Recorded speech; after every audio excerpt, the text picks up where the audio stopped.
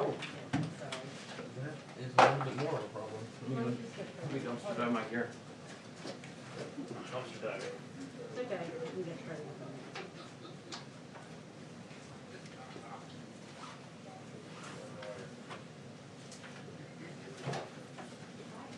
Hey, can you just ring the knife just in case? I got it. Right here. Sorry. No, that's fine, no, this is fine, this is great. You want me to use this one or your one? That's fine. Which one? What do you have? I'm saying yes, no, you're saying yes, maybe no. It's an easy question. Okay.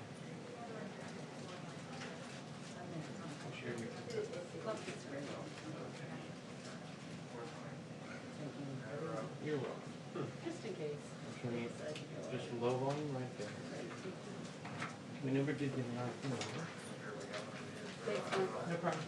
We never got 19. No,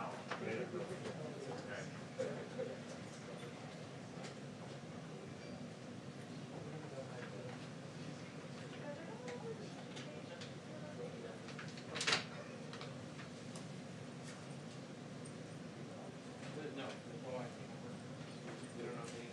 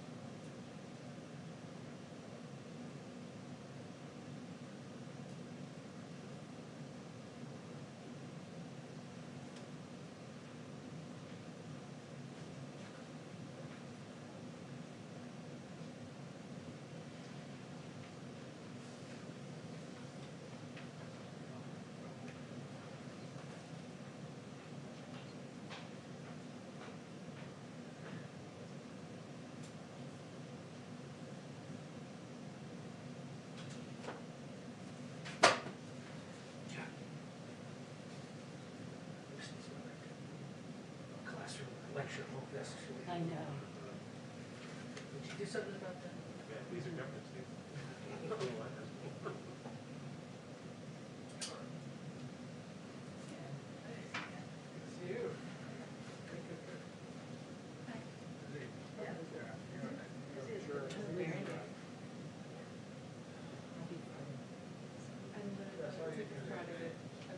never, I know. since no one. You will sleep well. Hmm? Oh.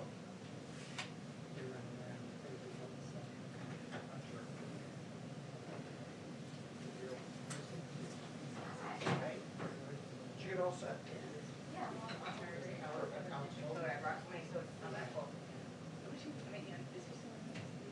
I think he left. He's in Chicago. Yeah. Put it, why don't you put it on your trip? Yeah, that's better. Yeah, that's better. All right, cool. Just hang on the back.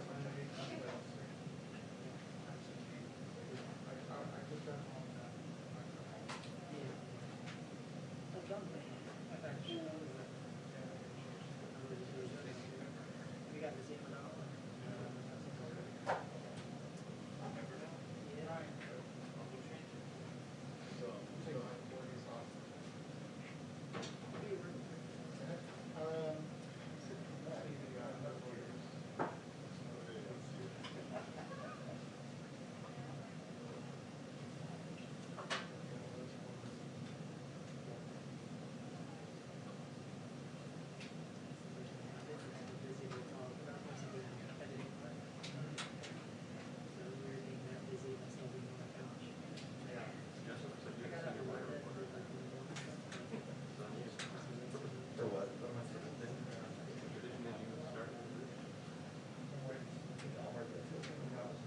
Well, I guess it's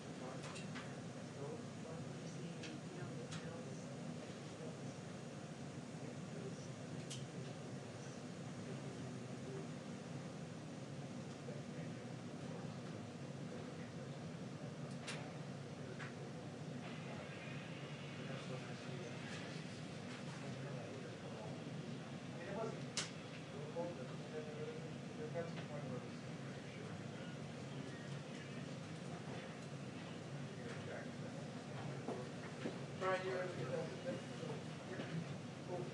yeah. You know they're flagging people. Huh? They're flagging people. Flagging people. You know, after the test.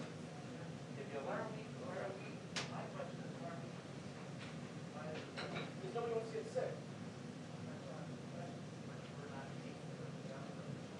We're agents of each other. Yeah. How, can I see your wristband? There.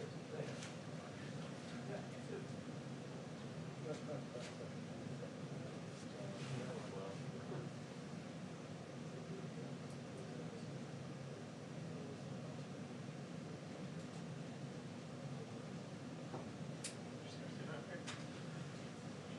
Where do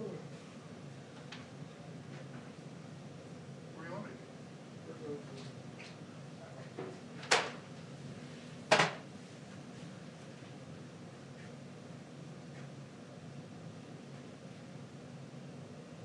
What? What? What do you want?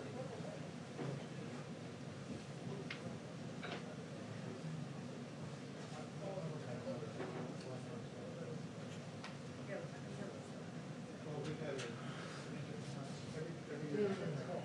Well, not doing that. The last one. Still didn't do much.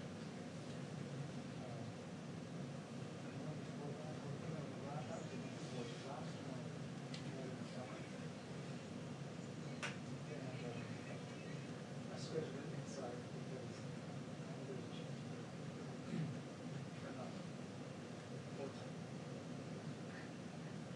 There's a hole. There's one little hole in the roof, and it was driven for that. But the problem was that it's a tin roof. It was like really narrow. And it was hard to get off.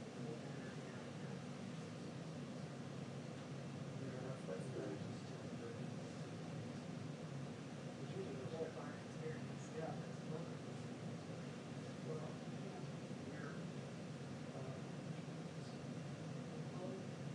there's a lot of doors in there. What I want to do is stack them up with material, so that we can see material on the rails. So yeah, I really like that. Yeah, that's cool.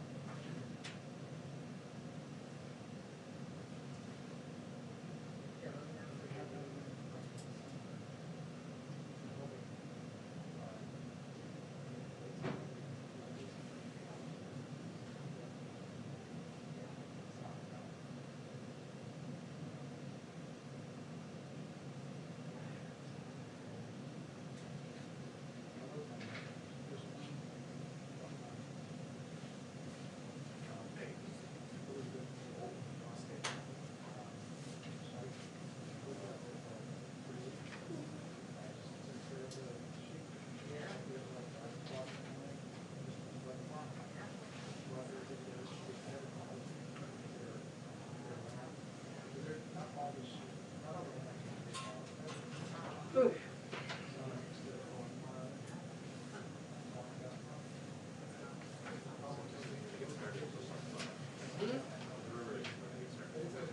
If that.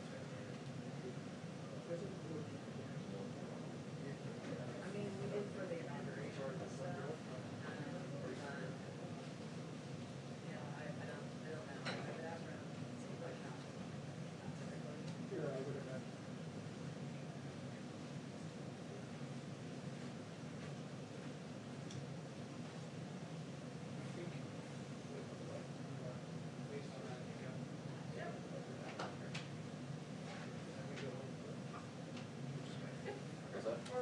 No, we're just hearing white noise on the piano, so.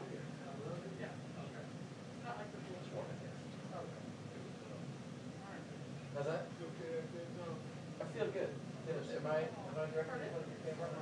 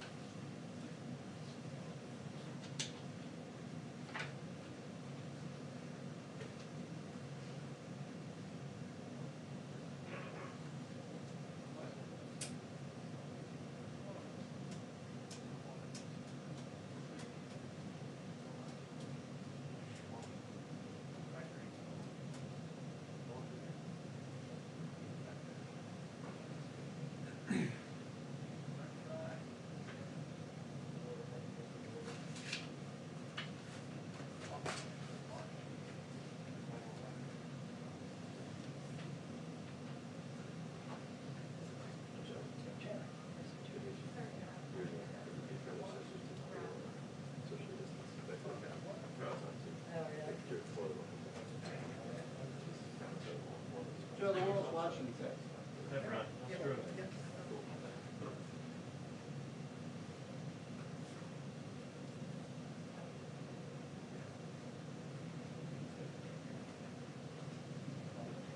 For first acquisitions, there's always a safe space in the middle of that wall, but none of us is.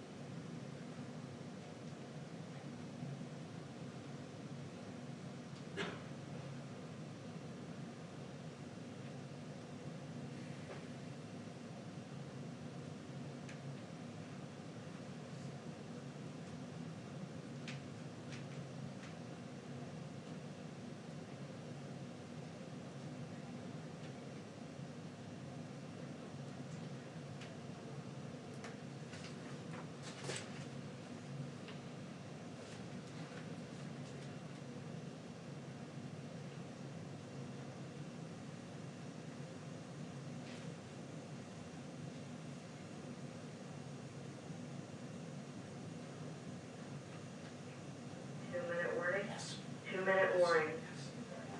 Thank you. You're welcome. No, thank you. Tap. Let's do this. Bring it back. Well, the fact that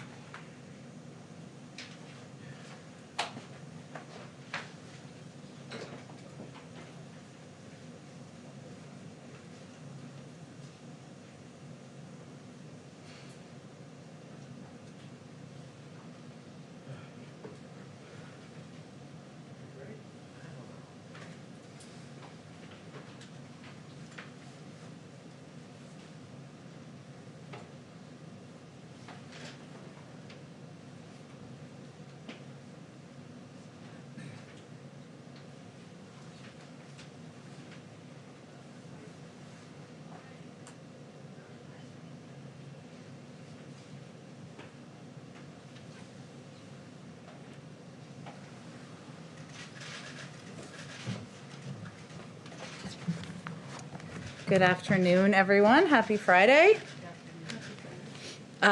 Today, we are joined by National Economic Council Director Brian Deese, who will highlight some key aspects of the executive orders the President is issuing today related to the economy and underline their impact on American families and workers. Brian is kind enough to take a few questions. I didn't have to twist his arm too much, but he does have to go to a briefing with the President, so I'll be the bad cop and come up when he has to cut it off. Go ahead, Brian. Thanks, Jen. So I wanted to just take a couple of minutes to talk to you about the executive actions that the President will take today. But just start with a little bit of context. Our economy is at a very precarious moment. We are 10 million jobs short still of where the economy was when this pandemic started.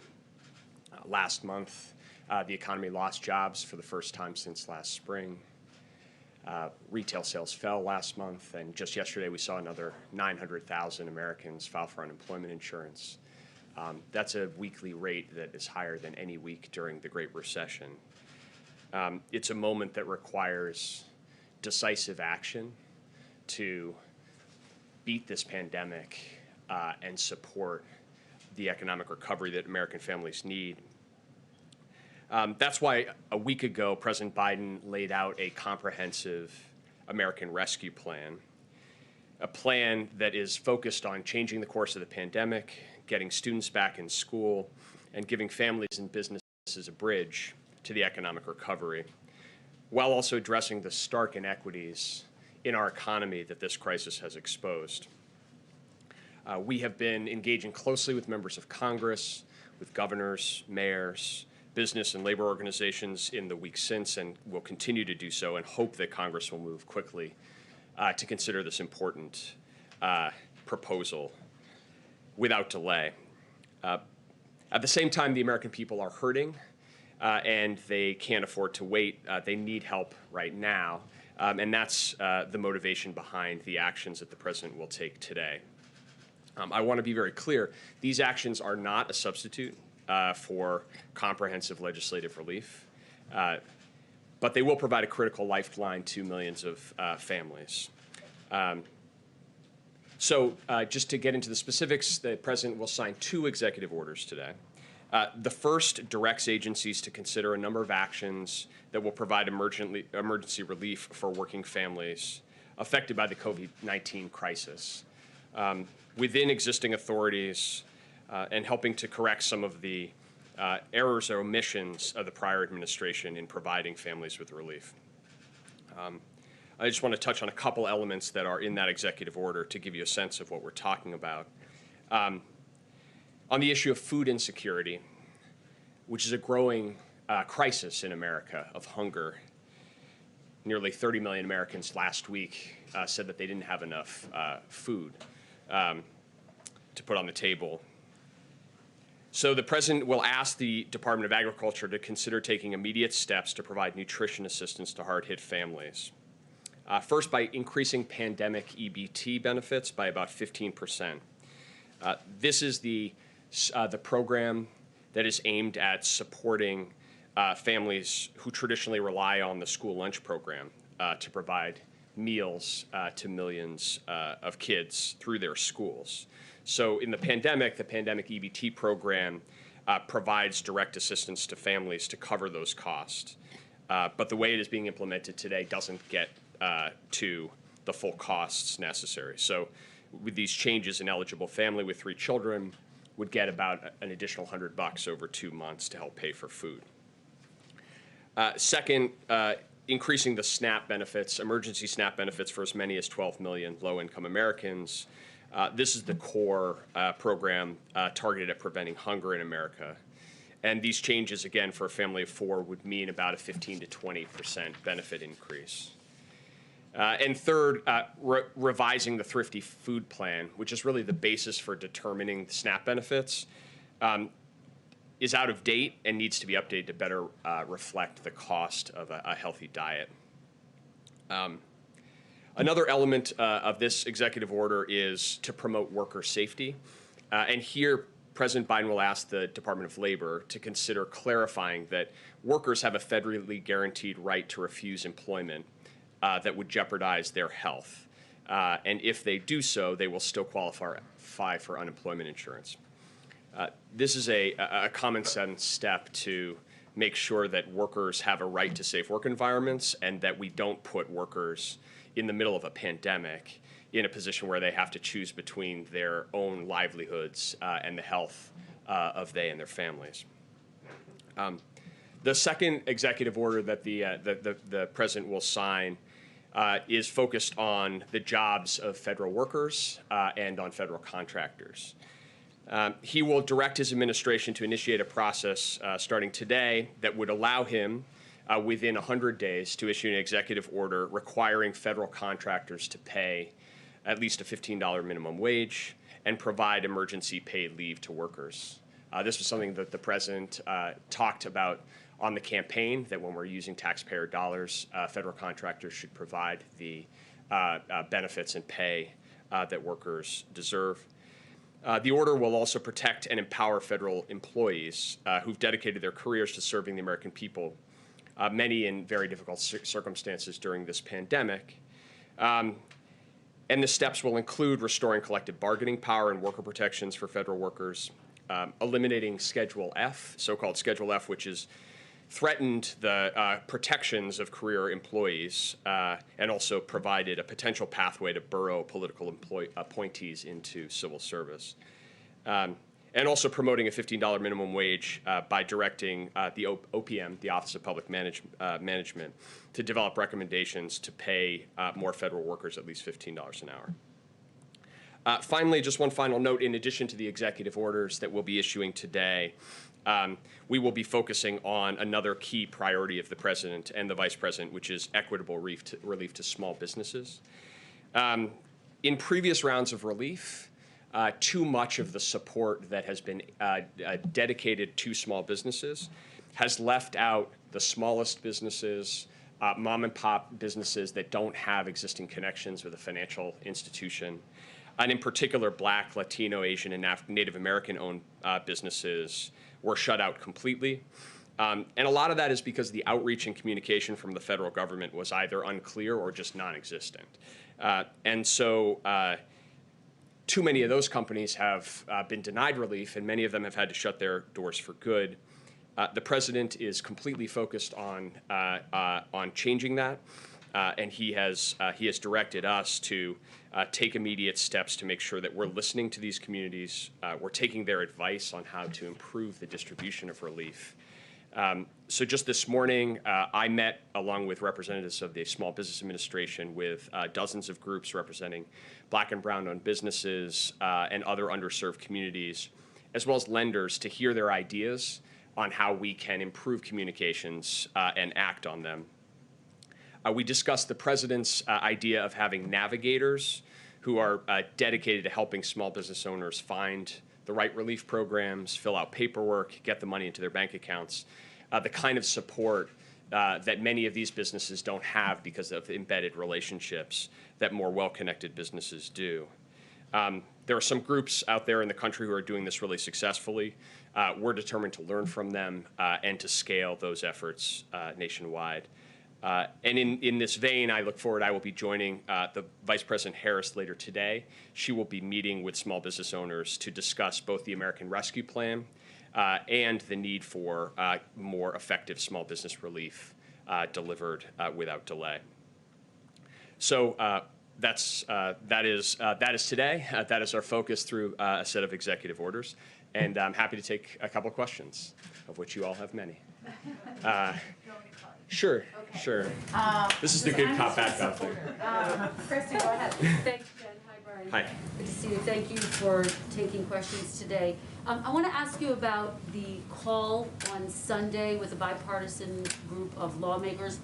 What can you tell us about the call? Will President Biden be on the call? And what is your message to moderate Republicans like Mitt Romney, who say the economy can't have another stimulus after you just passed a $900 billion relief package last month? Yeah, thanks, Kristen. So the president has made clear to his team that we should be reaching out to members of Congress from both parties to make the case for the rescue plan and to engage with them, understand their concerns. So that's what we're doing, both myself and senior members of the team. We have been doing that over the course of time. We'll continue to do that, including the call on Sunday that I'll be doing with a group of senators, and we'll continue that engagement going forward. In terms of the message, it's pretty clear. We're at a precarious moment for the virus and the economy. Without decisive action, we risk falling into a very serious economic hole, even more serious than the crisis we find ourselves in. And economists across the board, including today President Trump's former chairman of the Council of Economic Advisors, arguing strenuously that now is the time for that type of decisive action for the economy, and that we can't wait to provide the resources to make sure that we can open schools, we can get vaccine shots in people's arms, and we can provide that bridging relief to families and small businesses. There's a lot of support. I met with a group of mayors yesterday, bipartisan group of mayors from across the country. You hear from mayors, you hear from governors just crying out that in order to take on these crises, the public health and the pandemic and the economic crisis at the same time, now is the moment for that kind of decisive action. That's the case we'll be making. And just to be clear, Brian, will President Biden be on the call? And if not, why not, if this is so urgent? So, like I said, we're doing all outreach. The president has directed the team to do outreach to members of Congress, to business and labor organizations, to mayors and governors, and we're in the process of doing that. I'll be having that conversation on Sunday. You can expect that other members of the administration will be engaging with members of Congress across time as well. And just very quickly, Brian, if I could, what would a February impeachment trial, how would a February impeachment trial impact getting the COVID relief package passed? Look, I think that we are facing right now a period of multiple crises. And what we're going to need is to be able to act on multiple fronts. And so that's certainly, we understand, and as Jen has spoken to, we understand that the Senate has a constitutional obligation in this context. But we also have these pressing economic and pandemic priorities as well. So that's why we're engaging. That's why we're focused on making the case, and certainly with the expectation that Congress will heed that call and move forward. I promise to do a whole briefing after this, so just we'll do econ questions for Brian. Go ahead. Thank you very much. If you are able to pass this nearly $2 trillion plan, do you envision this being the last round of stimulus, or do you think you may need to do more? What I can tell you is if we don't act now, we will be in a much worse place and we will find ourselves needing to do much more to dig out of a much deeper hole. So what I can tell you is the single most important thing economically right now is to take decisive action along the lines of what we've laid out in this rescue plan. And you hear, again, from economists across the board, whether it's the Federal Reserve, the International Monetary Fund, and economic experts across the political spectrum as well. When you're at a moment that is as precarious as the one we find ourselves in, the risk of doing too little, the risk of undershooting far outweighs the risk of doing too much. And that's the economic logic, the economic case behind this package. I think you've also heard the president clearly explain that his economic approach is one where rescue and recovery need to come together. And he'll be speaking more about his recovery plans in the coming weeks that are about building back better, an urgent priority to start creating the kinds of good jobs that we know we're going to need coming out of this crisis. And after the recession, it took nearly a decade to get the country back to full employment under the Obama administration. If you're able to pass this rescue package, how long do you think it will take for every American who wants a job to be able to have one? Well, I would just point to, just one example of an independent analysis that was done of the American Rescue Plan by Moody's. And what they said, what they found was that if we passed the American Rescue Plan now, we could see 7.5 million jobs created just this year.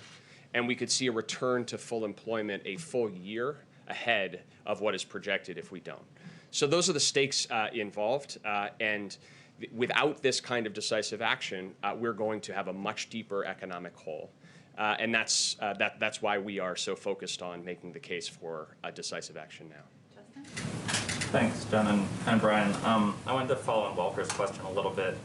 The President's talked about seeking unity on this bill, but also being clear-eyed when there's policy differences. So I'm wondering if after this call, which is with sort of the bipartisan coalition that you'd need to get this bill passed, if you expect to know whether the White House will pursue legislation, bipartisan legislation, or sort of head towards legislation through reconciliation. And I'm also wondering if you could talk about what sort of red lines will be, the point at which you say, okay, if you're not willing to negotiate about this in the bill, we're going to just start working with Democrats as Speaker Pelosi and others have encouraged you to do. Yeah. Well, I guess I'd say two things to that. The first is, if you look at the elements of the American Rescue Plan, it was designed with a bottom-up focus on what are experts saying is the actual need. What's the actual need to get schools open? What's the actual need to have a national vaccination distribution plan to underwrite the strategy that you heard Dr. Fauci and the president talk about yesterday? And what's the need to support families and businesses during this transition? And the second thing is that as a result of that, I think we're seeing a lot of support. As I said, bipartisan mayors, bipartisan governors, business organizations, Chamber of Commerce, Business Roundtable, economists across the board saying this is an appropriate response to an unprecedented economic circumstance.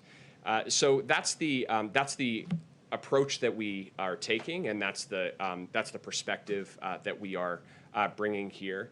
And I think that we are heartened to see that kind of support.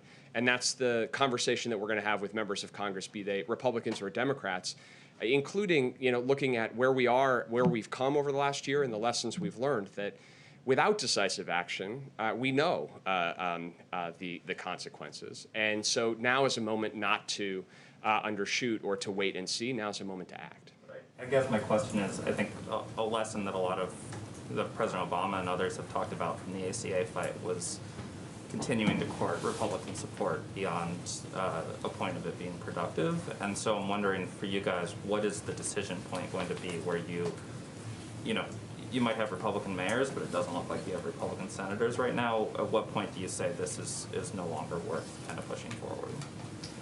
We're making the case. We are engaging. We're having conversations. We're listening.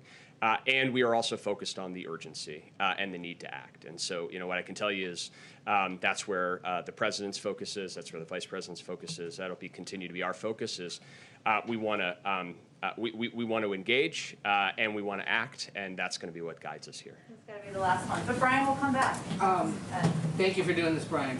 Back to the point of the objections of some of these Republican senators who have already spoken out. They say they just passed $900 million or so at the end of the year. Most of it isn't even out yet. How do you know, if that money hasn't gotten into the system yet, that you even need to release more at this point? Why move ahead with a $1 trillion plan if the $900 million that's already been approved hasn't even gotten out there? Sure. Well, first of all, we waited for 6 months or more before Congress acted, and so really a lot of what that $900 billion was doing was filling a hole in the second half of 2020 that desperately needed to be filled, and so this is not an issue of Congress acting too much. It's an issue of not acting enough. And the second is, if you look at the components of the $900 billion, again, we could go line by line, but these are resources that are either already out the door or are addressing economic challenges or public health challenges that were in the rearview mirror. So as we find ourselves today, looking forward, we need a very decisive set of actions if we are actually going to get schools open, if we're actually going to get a vaccination program up and running. And I think that the case that we will make is that today we're not where we need to be. And if we go line by line in the American Rescue Plan, these provisions have been designed based on an assessment of need. And we think they're going to absolutely be necessary. So, I think that looking forward, we're quite confident that this is the prudent assessment of needs. And I want to clarify two quick things. How many federal employees or federal contractors are making minimum wage right now? Do you guys know? So I don't have an estimate of that right now. And then last night you said that there are roughly 8 million people who haven't received their stimulus checks. Yes. How do you find them? So it's a great question. This is principally an issue associated with people who are non-filers, so they're not filing income taxes, in most cases because they don't make enough money to need to file federal income taxes. And so as a result, the way that the IRS and the Treasury Department in the previous administration has focused on getting those checks out has been to work through the tax system. But those are people who are legally entitled to those checks. So we have a number of strategies that we're going to pursue. And that today we'll start with the President's executive order to direct the Department of Treasury to consider a whole range of efforts, including creating an online portal that would allow people to easily identify if they're eligible, to work through counterpart organizations to actually affirmatively do outreach to communities where we know there are significant numbers of these families and these individuals, to let people know that they may be available. Some of this is education outreach as well. And I would just, it's a little connected to what I was saying about small business as well. What the President is directing all of us to do is to really focus on the affirmative steps that we can take, and an affirmative strategy to say it's not enough to just say, well, if folks don't know or if they don't have a network, then they're left out in the cold. We're gonna work both directly in what the federal government can do and with partner organizations to try to make sure that every American who's entitled to a benefit is actually receiving it. But if there's someone out there right now who hears you saying this and realizes I'm eligible and I haven't gotten it, right now today, is there a way for them to raise their hand and say, send me my check? Well, starting today, we're going to start a process to make that a lot easier for families, including being able to go online and do that. But that's work that's going to start today. I totally skipped the AP, so would you mind taking one more? I just want Didn't mean to. Thank you. I just have one small question on the mechanics of the EO targeting the food insecure does the USDA have the money to distribute these plus-ups that you're talking about? Yeah. Or is there going to need to be an appropriations from Congress? So these are mandatory appropriated programs, so there's no need for additional congressional action. It's a change in regulation on the eligibility for benefits.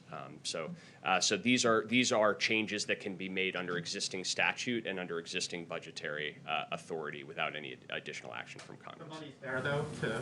Yeah, it's a mandatory program, so it operates based on the benefits are paid out based on who is eligible. Great. Thank you, Brian. I'll be back. Great.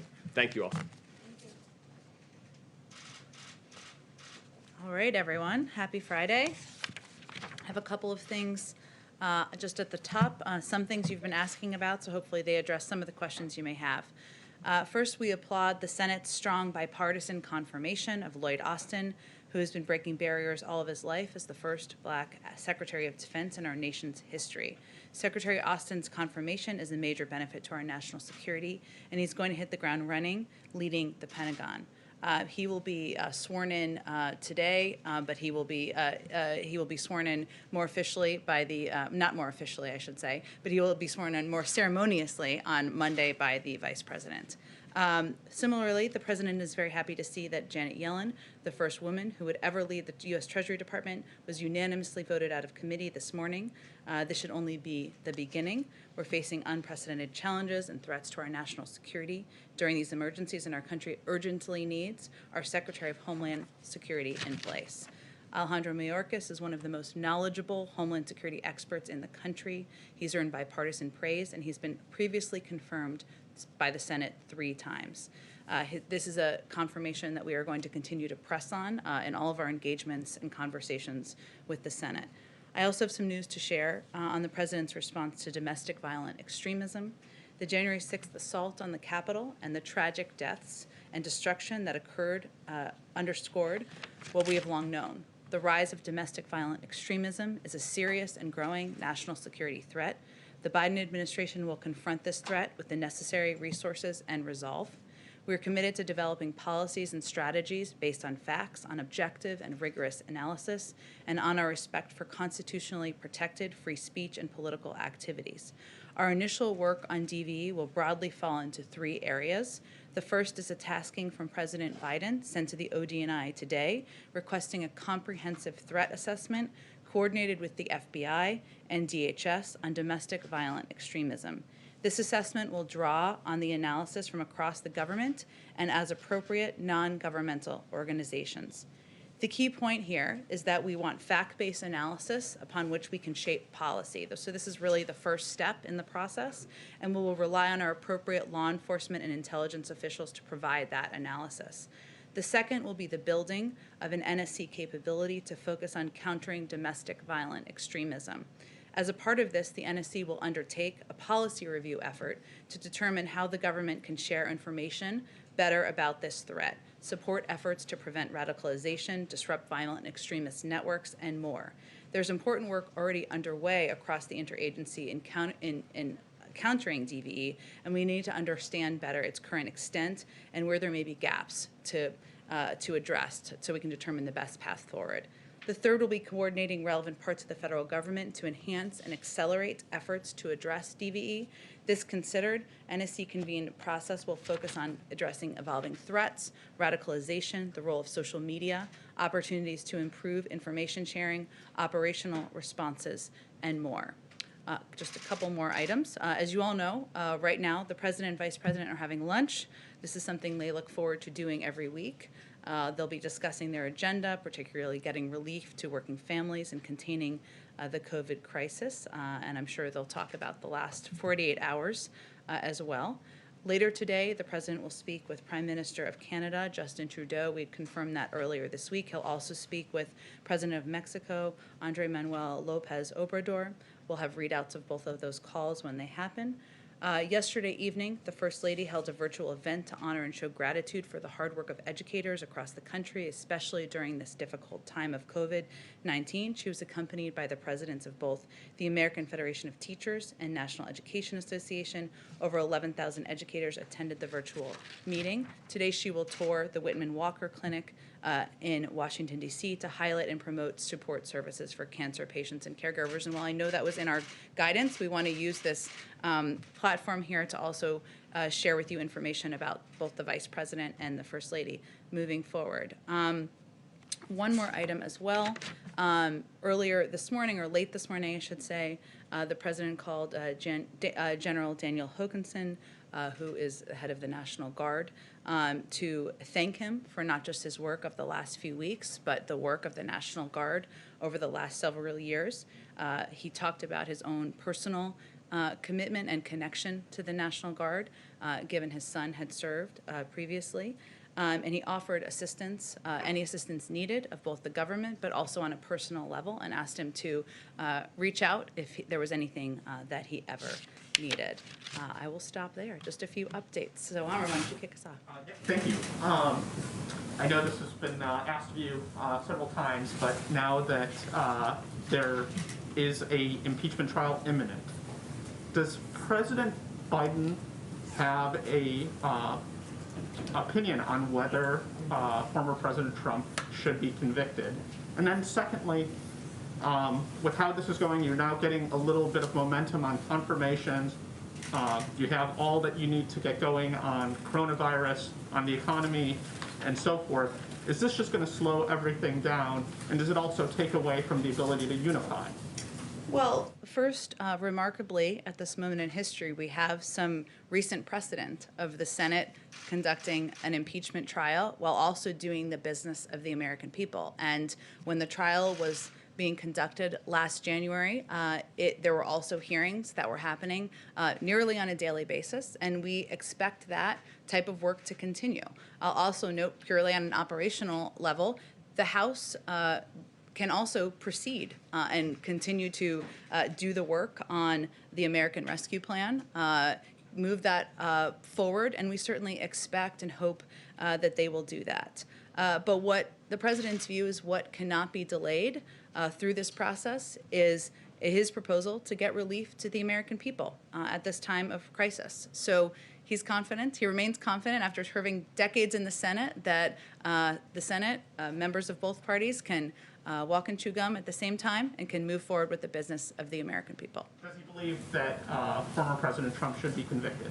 Well, he's no longer in the Senate, and he believes that it's up to the Senate and Congress to determine how they will hold the former president accountable and what the mechanics and timeline of that process will be. Just on DVE, if you don't mind, are the tools and methods available to federal law enforcement? Are they what we need right now? Are we still stuck in sort of a post-9/11 mindset? And does there need to be really broad, radical rethinking about how we sort of approach things in the federal law enforcement? Well, the reason that the president wanted to do this review and the national security team wanted to do this review is because it's a priority to ensure we are assessing what is happening in government and how we can do it better. So clearly more needs to be done. That's why the president is tasking the national security team to do exactly this review on his second full day in office. So it's sending an indication of that. Let me just give you just a little bit more information. Homeland Security Advisor Dr. Liz Sherwood-Randall has asked Joshua Geltzer to pioneer a scoping effort in the first 100 days in coordination with the Senior Director for Counterterrorism, Claire Linkins. Geltzer previously served as the Senior Director for Counterterrorism on the National Security Council from 2015 through 2017. And Deputy Homeland Security Advisor Russ Travers will also bring his extensive experience. So those are some of the people who will be involved in overseeing this review and an assessment of what the steps are going to be following. Go ahead, Kristen. Thanks, Jen. One on impeachment, and then if I could on COVID. On impeachment, did House Speaker Nancy Pelosi consult with President Biden before sending the article of impeachment over to the Senate? I don't have any calls between them to read out for you, Kristen. Obviously, they're in regular touch. I can say from a previous question you asked Brian, that he's been in touch with members of both parties about his agenda even since he was inaugurated. So obviously a range of topics come up in those discussions, but I don't have anything more to read out for you. On the timing, Leader McConnell has said that he's going to push for a February timeline. I know that you don't want to comment specifically on the timeline of this, but how would a February trial impact the effort to get COVID relief passed? Well, the president's expectation, he believes in the Senate and their ability to multitask and get the work and business of the American people done at the same time while they are proceeding with an impeachment trial on whatever timeline it begins and ends on, Kristen. So he's come. Is mid-February fast enough? He's going to leave the timeline up to them. But what is important, and again, there's precedent for this, is that they are continuing to move forward with getting the relief to the American people, because that certainly can't wait and be delayed until March, April, or May. We can't afford that. If I could follow up with you on what you said about COVID yesterday. You said your goal is 1 million shots per day, which would double, you said, what the Trump administration was doing. According to the CDC, we have reached 1 million shots a day last week. So given that, given the urgent need for vaccinations, why not aim higher? Well, first of all, we're not packing up our bags and leaving at 100 days. We felt it was important, and we set that goal before any American had received a single shot. So the incoming Biden administration felt it was important to set what was described as a bold and ambitious goal at the time, and many doubted we could even get there. So we want to set our own markers and markers for the American public so that they know we're meeting our goal. If we surpass that, that's great. We're going to continue working after day 100 as well. But there are a number of factors here Dr. Fauci also talked about. It's not just having the access to the vaccine, right? It is about addressing vaccine hesitancy. It's about ensuring we have the materials needed. It's about, and you all have done reporting, of course, on different issues going on in states from New York and others where there are concerns about supply, where there's confusion about the process, and we need to address that. So there are a number of operational challenges that are happening at the same time. Okay, let's go Ed. Yeah, following up on the vaccine, stakeholders we've talked to, state leaders, medical experts, have said one of the questions that they're trying to figure out is how much vaccine is actually in the national stockpile right now. Do you have any sense of that yet? Our team, as you know, has been on the ground for about 48 hours, but certainly what they want to determine is not just the operational issues I referenced, but also what we're looking at in terms of supply. We are, as you may know, we are going to be starting briefings next week, I should say, a couple times a week with some of our health experts. So I expect they'll be able to provide some update of what they've reviewed and what they have access to at that point in time. Two other quick ones on the previous occupant. House Intelligence Committee Chairman Adam Schiff is calling on President Biden not to extend the courtesy to President Trump of getting access to intelligence briefings. Has a decision been made on that? Not that I'm aware of, but I'll follow up with our national security team and see. We would certainly leave the decision to them, to the intelligence community. Clear up the confusion here about who exactly dismissed the chief White House usher. Well, it happened. Was it the Biden administration or was it the previous occupant? It is a very important question. I'm so happy you asked it. It happened before we walked in the door, Ed, so I don't have any more information than what we've provided. Go ahead. Not to belabor this point, but you've said that Congress can walk and chew gum at the same time, which is true. But there are also so many hours in the day. Has the president expressed any concern that a Senate trial will slow down additional confirmations or movement on a COVID relief bill? Only that it cannot. There are only so many hours in the day, you're right. But again, if there's a Senate trial happening in the Senate, of course it would happen in the Senate, the House can move forward on a package. And certainly there is capacity and ability to have discussions, have hearings, take steps to move forward on the president's COVID relief package. And we don't think it can be delayed or it can wait. So they're going to have to find a path forward. He's confident they can do that. And President Biden has made pretty clear that he believes former President Trump is unfit to serve. Does he think he should be barred from holding federal office going forward? Well, we'll leave it to Congress. He ran against him because he thought he was unfit to serve, and he's no longer here because President Biden beat him. But we'll leave the steps, the accountability steps, to Congress to determine. And just two quick COVID questions. Any update as to whether the president may sit down with congressional leaders to discuss and try and hammer out this package? Sure. Well, I will say without giving you specifics necessarily, but which I know you're looking for, so I shouldn't have just walked myself into that rabbit hole. But right.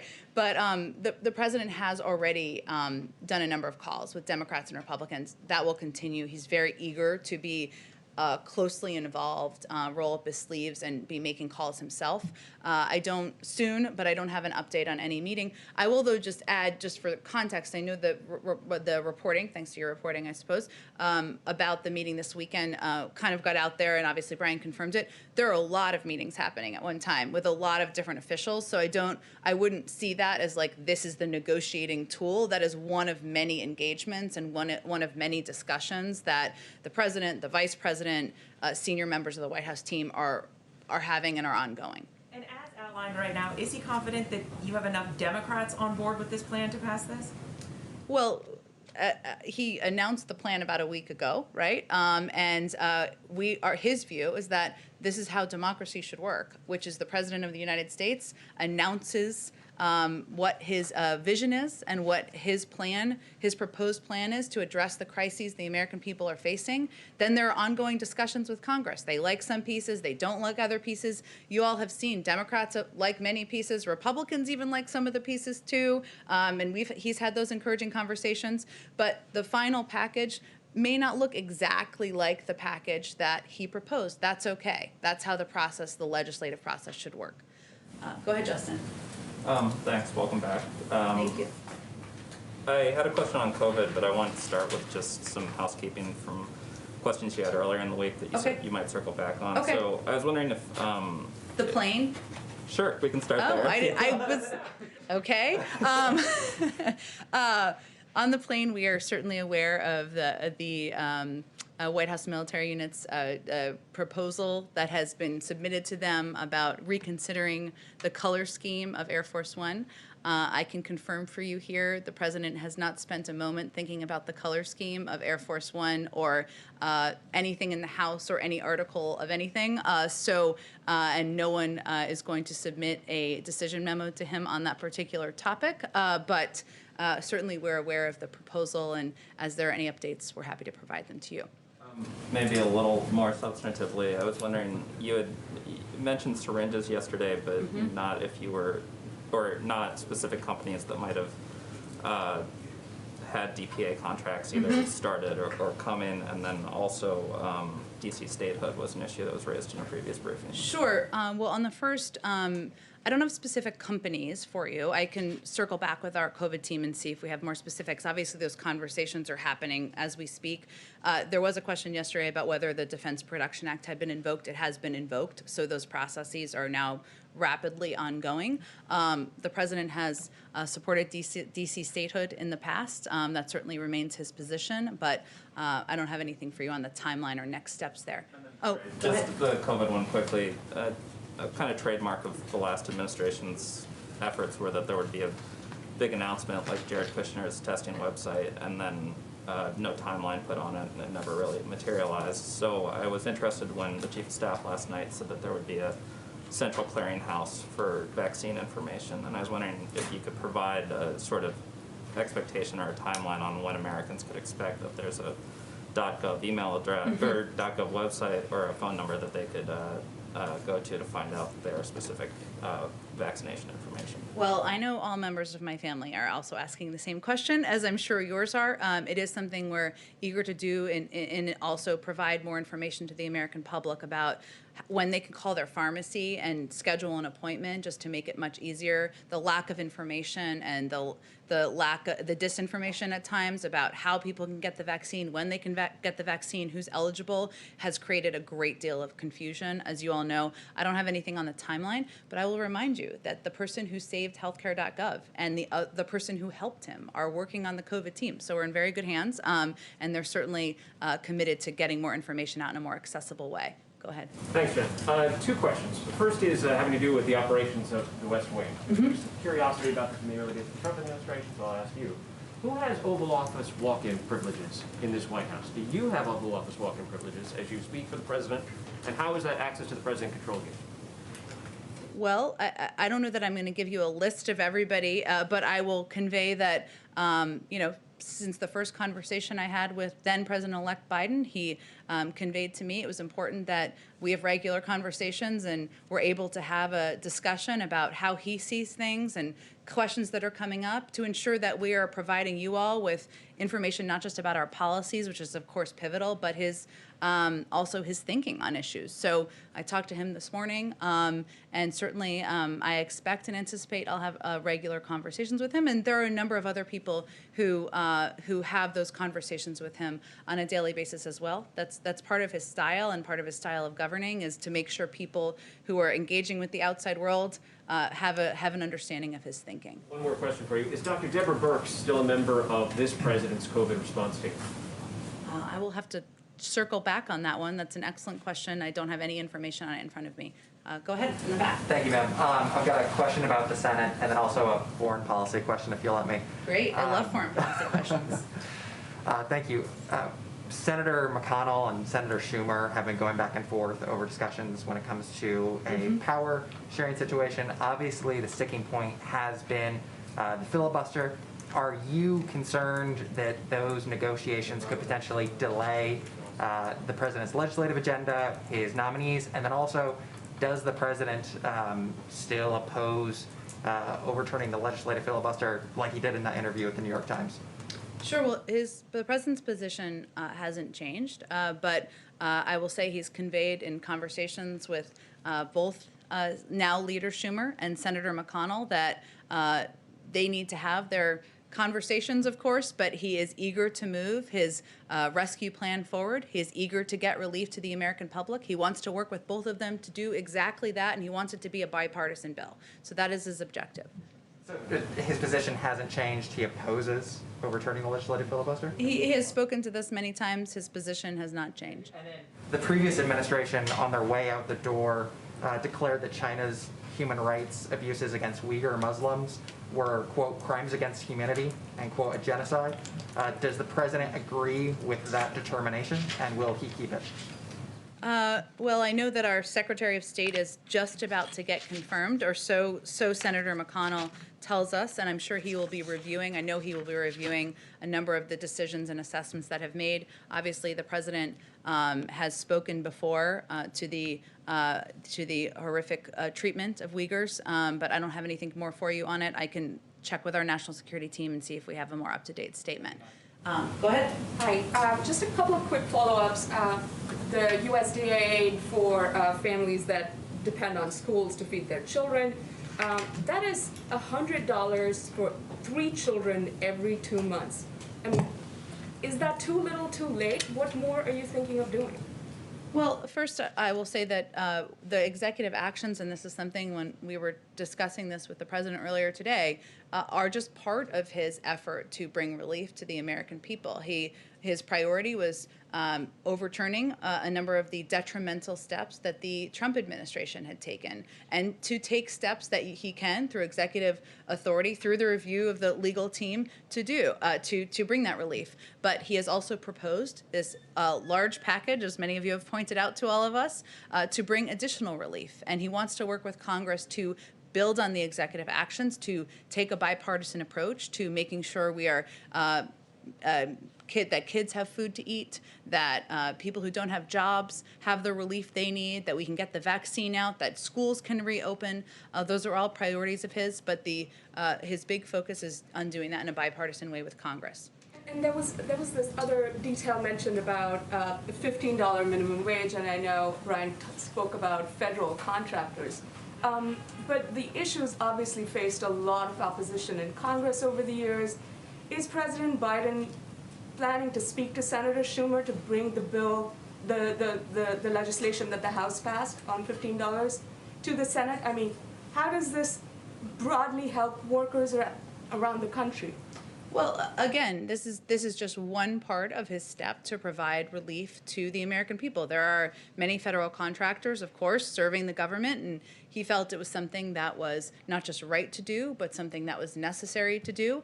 But he has proposed a significant relief package, a package that will provide assistance to many, many Americans, and he will continue to advocate for the $15 minimum wage moving forward. There's no question about it. Go ahead.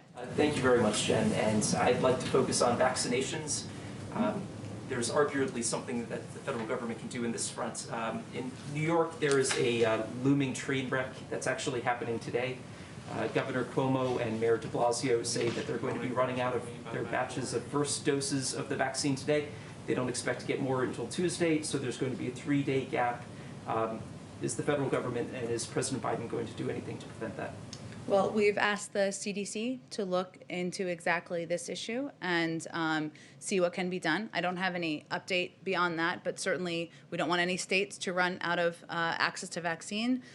We are hopeful that in the weeks ahead, as we get our sea legs here and our team starts to operationalize engagement with governors, engagement with local officials, to provide them a greater understanding of supply, of what we are going to have access to in a time frame that's farther in advance, that we can avoid situations like this in the future. But we've asked the CDC to look into what's happening. Follow up on that. There's arguably a way that the federal government could just basically flip a switch and help alleviate some of this problem. New York City says it has 65,000 doses that are reserved for a second shot. Is the federal government considering allowing those to be used for the first shot so that there is not this 3-day gap of first shot vaccinations? Well, as you know, in the past, we have advocated for releasing additional access from the reserves, but we have really deferred to health and medical experts. So that's why we have asked the CDC to look into what the options are. So you've asked the CDC to look into this, so there's... Well, to look into, to have the conversation with officials in New York and to look into what is possible. But I don't want to get ahead of them. We want to lean into health and medical experts to make the decisions. Go ahead. Thanks, Jen. One of the executive orders that was signed yesterday requires that international travelers quarantine or self-isolate. Is the administration going to do anything to enforce that rule, or is it mostly an honor system?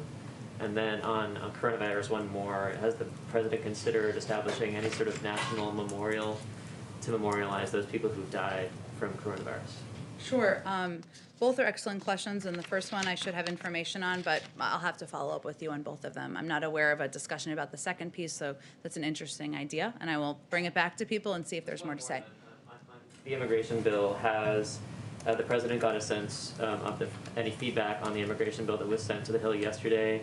And is there an overall timeline for when he'd like to see that move?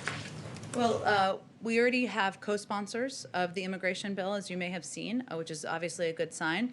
There are a number of experts, as you know, because I'm guessing you have covered this issue for some time, if you're asking with a level of detail, who have worked on immigration reform, had bipartisan discussions in the past, and we are hopeful that this proposal, that this bill that we sent forward yesterday, will be an opportunity for a reset to really restart those discussions. But we expect that will be the first step here, and that we're hopeful that the components of this proposed bill, which are different from what has been proposed in the past, because it includes smarter security, it includes a path to citizenship, but it also includes funding to address the root cause, will help be the basis of those discussions, and we would like to see them move forward quickly. Okay, why don't you go ahead right here. You mentioned the issue of vaccine hesitancy. Does the president believe that all Americans should get the vaccine, and then for those who might be reluctant to get it, how do you convince them that it's safe? Well, he does. The more people who are vaccinated, the safer we are. And that health and medical experts have also conveyed that. That's what I'm quoting. In terms of addressing vaccine hesitancy, it's a big challenge. You heard Dr. Fauci talk about this yesterday, and it will be easier for the first tranche of Americans to convince them to get the vaccine. They're just looking for information on where to go and how to sign up and how to get grandma to come with them. It is really the next layer of people who are concerned, as you alluded to, about the safety and about the efficacy. And unfortunately, there is a large percentage a larger than should be percentage in minority communities, communities of color. And so we've been quite thoughtful, or we want to be quite thoughtful about how we do outreach and engagement. Obviously, it's making it accessible, so ensuring we have these community centers and health centers that can provide the vaccine, but also who's communicating on behalf of the government or on behalf of the safety of the vaccine. The president certainly will be doing that. The vice president will be doing that. I know a lot of celebrities have offered. That's okay. But what's been interesting in the data, or great, we welcome that. But what's interesting in the data is that local doctors and local officials, people from the community are people who are often most trusted. And so we're really trying to empower and be able to fund local communities to be able to be the spokespeople to build that trust. Go ahead in the back. Thank you, Jen. You mentioned that the COVID package, the talks may evolve, it may change the package, and there are already some things that you feel like there's bipartisan support for. Is there any consideration that's taken place or that may take place in separating some of these pieces out and passing the things first and foremost that may generate bipartisan support, given the urgency that you've talked about? Well, I will say, as Brian said, that our objective here, or the way that the package was designed, was to address the core issues of the crisis. So I think the tricky piece of that question is, do you delay vaccine funding to distribute the vaccine? Do you delay funding for unemployment insurance? Do you delay funding to reopen schools? Nobody wants to be having a conversation about why schools aren't reopened in May or June. Democrats, Republicans, no members of Congress. So there are key components in here that that in the package that was designed to address the current crises. So right now we're having a discussion about the big package, but as you noted, there are points of view, no surprise, about many components of it. We certainly understand that, and we welcome the discussion and engagement with members of both parties. Timeline on the fact-finding period for the domestic violent extremism the letters that you've sent? Is there a period when you're expecting to get maybe some action? When we're getting the report back? I don't believe we have outlined that yet. We can follow up with you if there's a specific timeline that we're putting out publicly at this point. Go ahead. Janet Yellen in committee yesterday said that President Biden wouldn't be signing any free trade deals because the focus was on the domestic economy and infrastructure. Where does that leave the potential for a UK-US trade deal, which, is it months away or next year or year after? Well, I can't give you any timeline. I will say that what is important to the president and also our national security advisor, Jake Sullivan, is that we do everything we do must help advance working families and the American middle class. And that certainly includes any trade agreements. And that is part of their objective and how they would approach it. But as you noted, at this point in time, we're working to get the pandemic under control, provide economic relief to the American public. We, of course, can do multiple things at the same time, but those are our primary priorities at this point.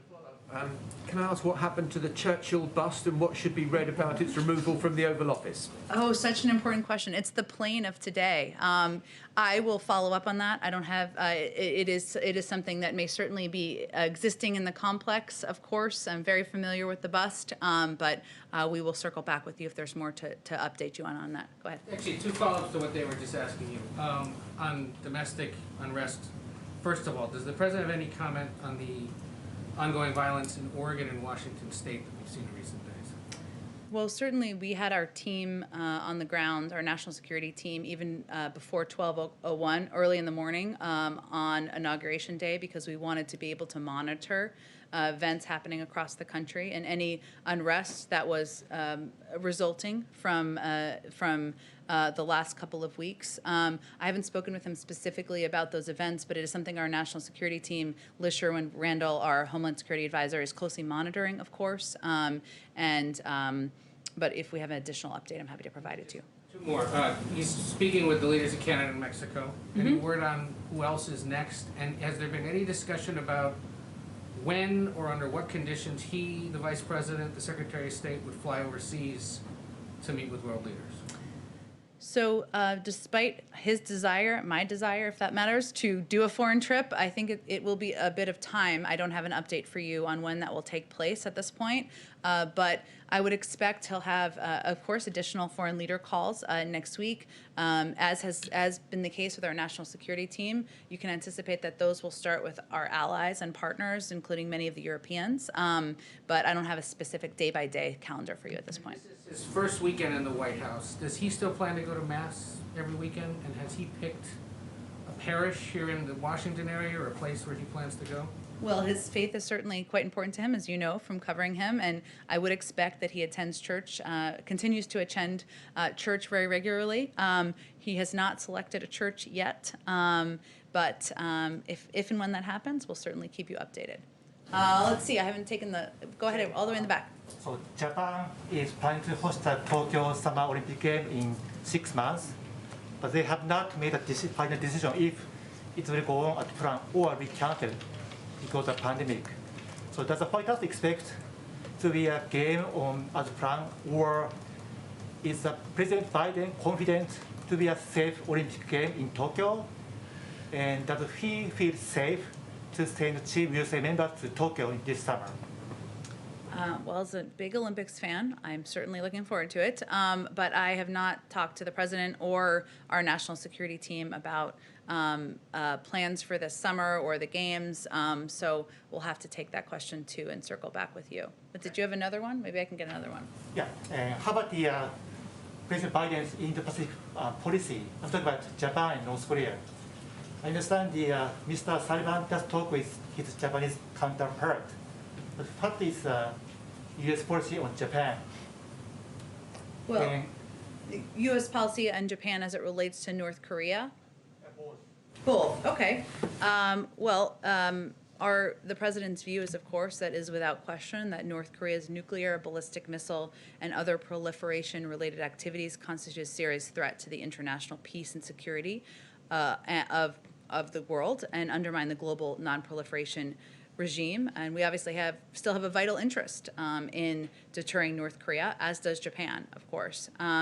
We will adopt a new strategy to keep the American people and our allies safe. That approach will begin with a thorough policy review of the state of play in North Korea in close consultation with South Korea, Japan, and other allies on ongoing pressure options and the potential for any future diplomacy. So I will say we will, as we have historically, the United States will work closely with partners in the region to determine a path forward and work together on deterrence.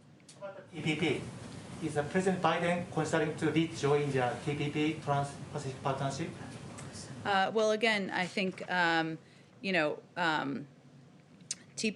Biden knows TPP wasn't perfect and believes we need to make it stronger and better. But at this point, our focus and his focus as it relates to the economy is on doing everything we can to advance working families in the American middle class. And so that will be his focus in the coming months. Go ahead, Justin. Just a quick one on Inauguration Day. China sanctioned a number of outgoing Trump administration officials. I know the NSC has put a statement out kind of denouncing that, saying that it was a political act, but there's been a call from some Republicans on Capitol Hill to either retaliate with sanctions against Chinese officials or to expel the ambassador here in Washington. I'm wondering if you're contemplating either of those actions. For those who didn't have the statement, well, I'll just, because it was there's been a lot going on this week, I think we can all agree. The Biden-Harris administration has noted China's sanctioning of more than 24 former Trump administration officials, imposing these sanctions on Inauguration Day, as they did is seemingly an attempt to play partisan divides. Americans of both parties should criticize this unproductive and cynical move. And President Biden looks forward to working with leaders in both parties to position America to outcompete China. I don't have any additional update, though, on other considerations. Go ahead. Thank you, ma'am. This morning, the White House put out a statement on the anniversary of Roe v. Wade.